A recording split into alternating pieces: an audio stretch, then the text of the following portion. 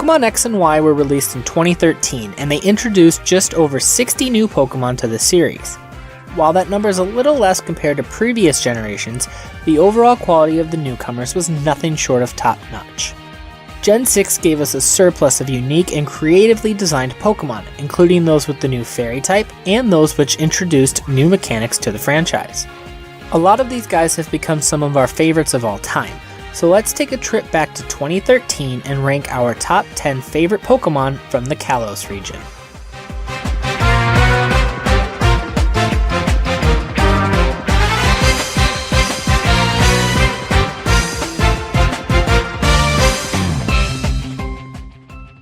Before we get to the list, I want to give a little bit of context for this video, especially since Gen 6 Pokemon is not the most timely of topics right now. This video is a remake of a top 10 video that I made with my good buddies BB and JJ. Both of them have been nothing short of instrumental when it comes to the current state of my YouTube channel, and as a thank you, I wanted to surprise them by throwing it all the way back to the original video we made 5 years ago. This also gives me a chance to really show off our vision that we had all those years ago, since I'm a lot more capable of making better quality content now. Because of that, and because I want to make this video as authentic as possible as a remake, pretty much everything in here is going to be replicated from the original. That means we're rocking still images instead of video clips, and the narration will come from all three of our perspectives. The script has been updated and modernized in a few places, but for the most part, it's pretty close to the original. If you want a couple quick laughs, there will be a link to the original video in the description. We loved it at the time, but as standards have increased throughout the years, we can take a look back and know exactly what we had. A fun video that was the start of our YouTube channel, but it never really panned out. Feel free to watch it before or after this one if you want to see just how far we've come. And with that, let's get to the list. Here's our top 10 favorite Pokemon from X and Y. While you're watching, don't forget to drop a comment and let us know what Pokemon is your favorite from Generation 6.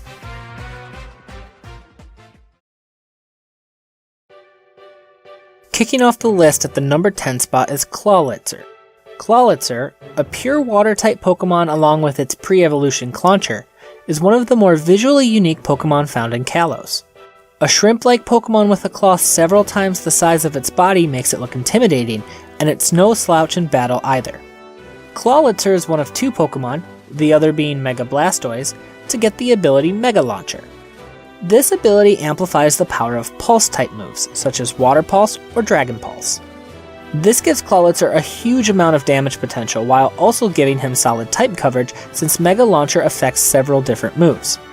He's really only held back by his low speed, but when played correctly, Clawitzer can be an incredibly useful ally to have on the battlefield. One of the other reasons that we love Clawitzer so much is because it was the very first shiny Pokemon that JJ ever found, so there's definitely some awesome memories there. Congrats, JJ.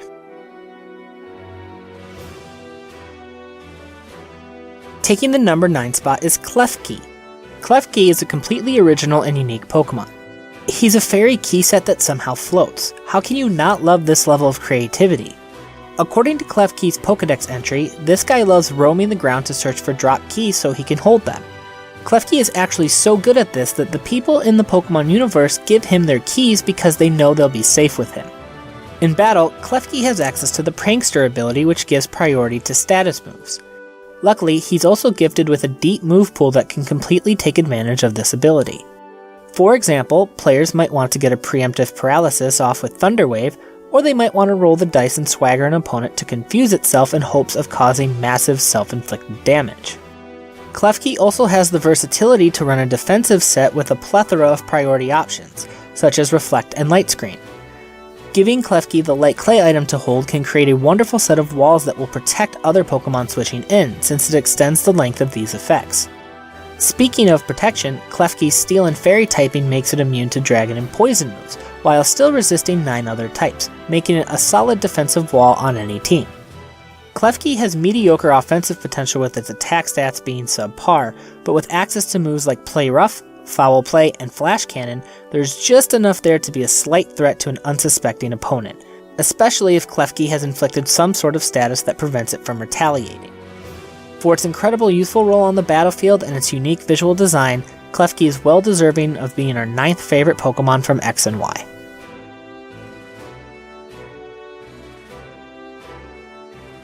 The number 8 ranking belongs to the frozen dinosaur Amora. This is one of those situations where you just have to look at your friends and say something like, "Guys, please." Amora is my number 1 favorite Pokemon from Generation 6, and is one of my all-time favorites too, but our combined input has only vaulted her to the 8th spot. As you can tell, even 5 years later, there is no chance I'm still bitter about this. Amora is one of 2 fossil Pokemon introduced in Gen 6, with the other one being Tyrant, who's also another dinosaur Pokemon. Amora is actually based off a sauropod dinosaur, more commonly known as a long-necked dinosaur. As soon as Amora and Tyrant were shown off in the lead-up to the game's release, I knew I was using an Amora on my team. Amora's visual design is just wonderful. Her big eyes make her look cute and deceptively threatening, and the colored wings coming off of them give it a unique visual flair. Amora also features diamonds on her body for a little bit of added style. Unfortunately, it's really hard to defend Amora in battle. Her typing is Rock and Ice, which is quite possibly the worst potential type in terms of defensive capability. Amora and its evolution Aurorus are cursed with an endless amount of type weaknesses, including 2 4x weaknesses to fighting and steel. Both Pokemon stats don't help it that much either since they are slow, which means they're going to have to take an attack before they can retaliate. The one upside in battle that these two have is a relatively deep move pool that has great type coverage, but good luck surviving enough to use it.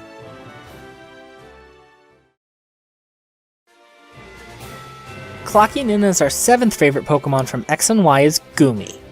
Goomy is a monotype dragon Pokemon and is also the first form of Gen 6 pseudo-legendary Goodra. One thing that's interesting about Goomy is that he's found on Route 14, which is just past the halfway point of the adventure. That means that players have access to catching a pseudo-legendary a lot earlier when compared to previous generations, which makes Goomy more memorable since players can get more usage out of him. Goomy is an amazing Pokemon on so many levels. He actually became so popular when X and Y released that a church of Goomy stormed the internet during the first few months of Gen 6. At a time when Pokemon religions were ruling the fandom like our Lord and Savior Bird Jesus and the false prophet Flareon, #outdated jokes that were relevant at the time, Goomy emerged as the true deity from X and Y. Plus, he looks like he'd be super squishy and fun to hug. Throw in his super cool squiggly mouth and the unexpected dragon typing, and you get one of the coolest Pokemon from Generation 6.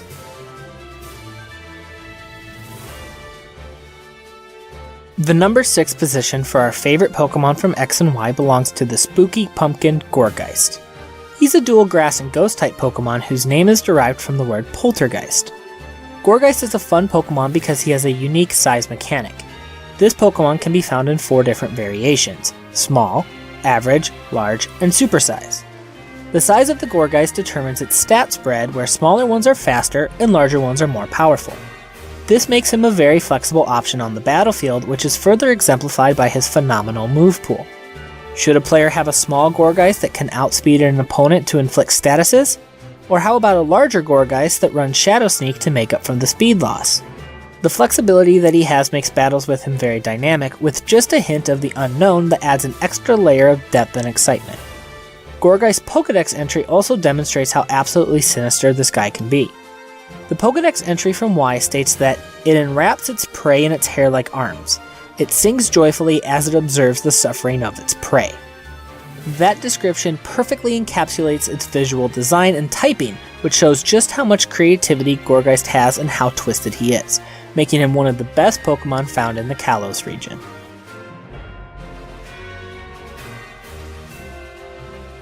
Coming in at number 5 is Vivillon, who is a Pokemon that we all considered top 10 worthy on our lists. Her name is actually inspired from the French word papillon, which translates to the word butterfly. BB, who's French-Canadian, and trust me, we'll get into that later on in this video, is gonna kill me for that pronunciation, but hey, I tried.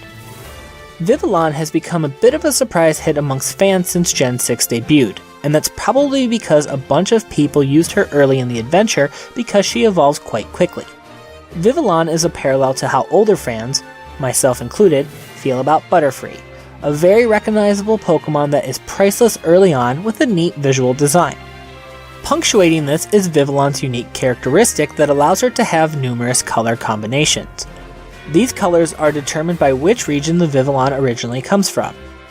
This was such a cool feature to have because it really emphasized the global trading capabilities found in X and Y, since players can receive different colored Vivillons they normally couldn't catch.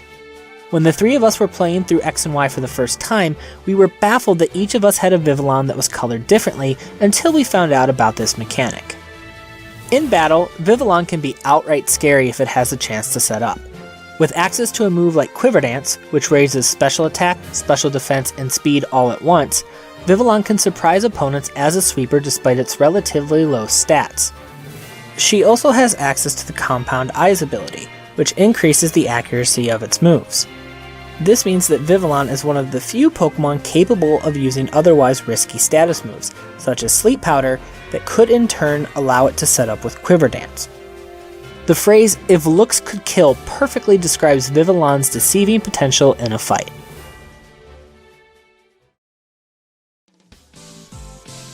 The first Pokemon to be left off of the Gold, Silver, and Bronze podium is Sylveon, the newest evolution to the Eevee line. Sylveon was shown off early in X and Y's development as the mascot of a new type which we later found out was Fairy. Like most of the other Eevee evolutions, Sylveon has become a hit with fans, and she is actually our favorite new Fairy type Pokemon found in Gen 6. Sylveon's visual design is pretty cute, but it's nothing too spectacular compared to the other Eevee evolutions. She makes up for it with her battle prowess and her individual mechanics, such as her unique way of evolving through Pokemon Ami. This was a great way to introduce the feature to players, and it definitely got us to try it out, so it's something very memorable from our adventures. In battle, Sylveon can be a really valuable ally. Her ability is Pixelate, which turns normal type moves into fairy type moves and gives her the stab bonus. This gives her access to powerful attacks such as Hyper Voice that can really increase her offensive potential. Sylveon's stat spread makes her a formidable special attacker and special wall, and combined with buffing moves like Calm Mind, she can really take a hit and retaliate back. Access to healing moves like Wish only make her that much better. And did you know that Sylveon's name actually has a meaning behind it? The word Sylva is Latin for the word forest, which is where fairies and pixies can be found in ancient folktales and legends. Fairy typing, Pixelate ability, those developers over at Game Freak certainly know how to throw in a fun little Easter egg when they have the chance.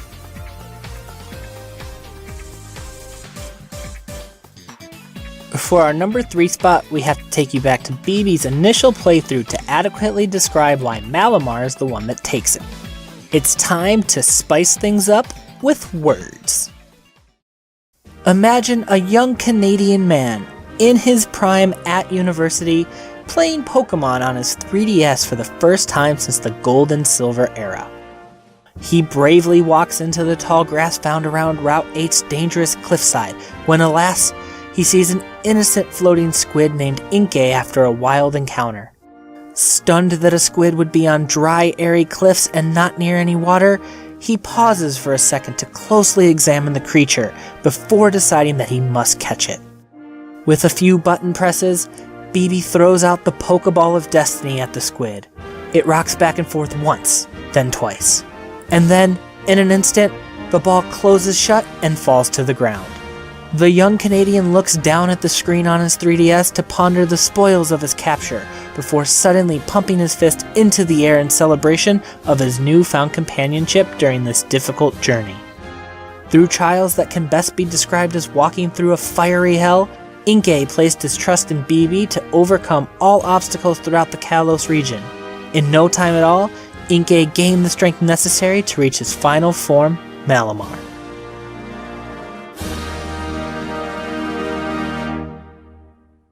Basically, BB saw Inkay and liked him a lot and used him on his team, and then got a Malamar and liked him even better.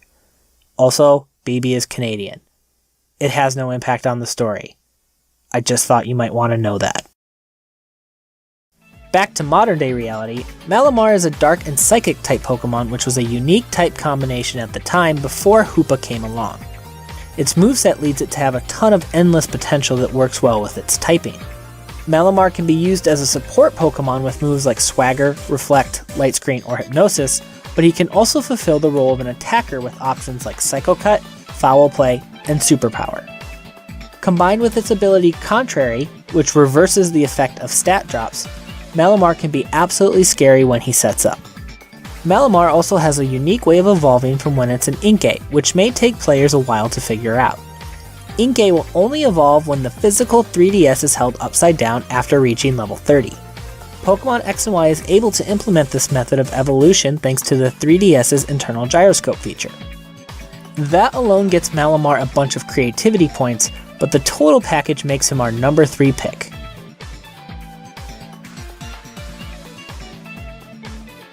The runner-up taking the silver medal for our favorite Gen 6 Pokemon is Greninja, the final form of Froakie, who's the Generation 6 Water Starter. When the 3 starter Pokemon were revealed, the fandom gravitated towards Fennekin, the Fire Starter. But within a few days of release, it was clear that Pokemon fans felt that Greninja was one of the coolest starters ever in the series. Greninja's visual design paints him as a quick-striking ninja frog that uses his tongue as a scarf.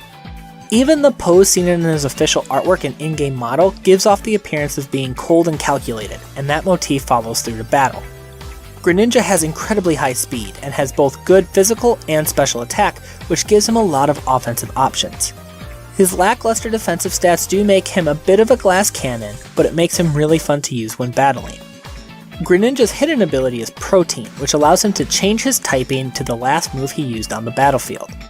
Normally restricted to the water and dark types, this gives players a ton of different offensive and defensive options.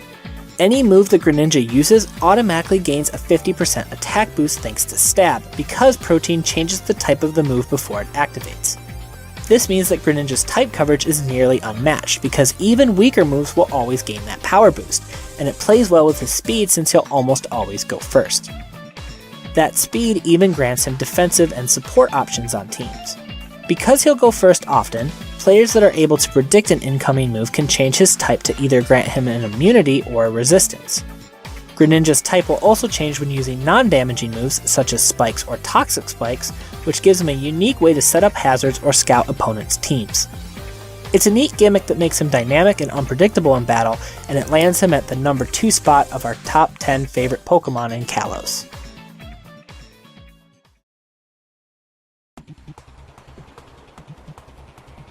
Unfortunately, we only have one gold star to give out for our favorite Pokemon in X and Y. If you've stayed with us this far, you probably have a good grasp on who it could be.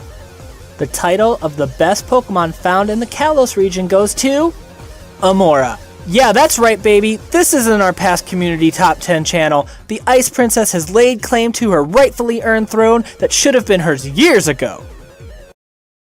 If only it was that simple, right?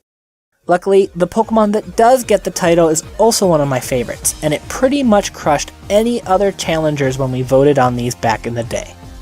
Without further delay, we've decided to give the title of our favorite Gen 6 Pokemon to the Royal Sword Aegislash. Despite the strong contenders from Gen 6, it was surprisingly easy to name him our number 1 pick. Aegislash's visual design is truly wonderful for a few reasons. Thematically, it's a possessed ghost sword that carries around a shield with its cloth-like arms that seemingly are used to wrap the sword in decoration. This design is perfect because it visually communicates Aegislash's typings, which are Ghost and Steel, and also how the Pokemon works. The shield he carries isn't just for show, it's reserved for his signature ability, Stance Change. Stance Change allows Aegislash to switch between an incredibly defensive wall and a threatening sweeper. When he's in his shield form, Aegislash's physical and special defenses are some of the best in the game. In Blade form, the stats become inverted, and he gains an incredibly threatening set of attack stats. This means that players using an Aegislash essentially have access to 2 vital roles on a team in one Pokemon, increasing his value and usage dramatically. On top of that, Aegislash has access to a signature move called King Shield. When used, Aegislash always reverts to his shield form to gain back his high defensive capabilities. Opponents who use a physical move that makes contact will suffer a 2-stage attack drop, essentially rendering them useless and allowing Aegislash to transition into his offensive form and retaliate. It's basically a souped up version of Protect that no other Pokemon can use. That constant threat, along with the ability to switch at will, makes him completely unpredictable and gives him a huge degree of influence when he's on the battlefield. His type combination as a Ghost and Steel Pokemon is also unique.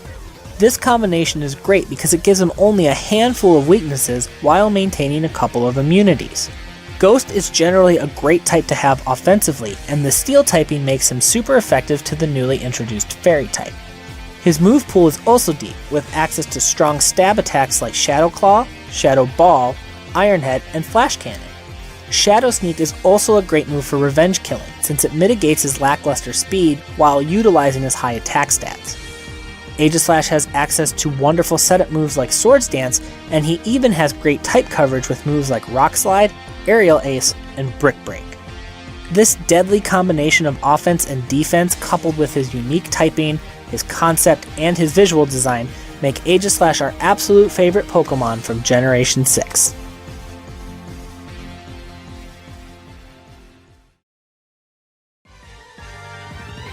Gotta tell you guys, working on this video really took me back to what we were trying to achieve a couple of years ago. For those who don't know the context of our old channel Game Grades, which should be everyone since that channel basically got no views, I hope that you got something out of this video. I tried to make it a little bit more humorous, but if it fell flat, definitely let me know and I can try to avoid that in the future. Doing top 10s is something I wanted to do several years ago, and it's not originally what I planned to do for this channel, but there might be some room to do them here and there if you guys are interested. So please let me know in the comments if you would like to see more top 10 videos, and if so, what kind of topics you'd like us to cover.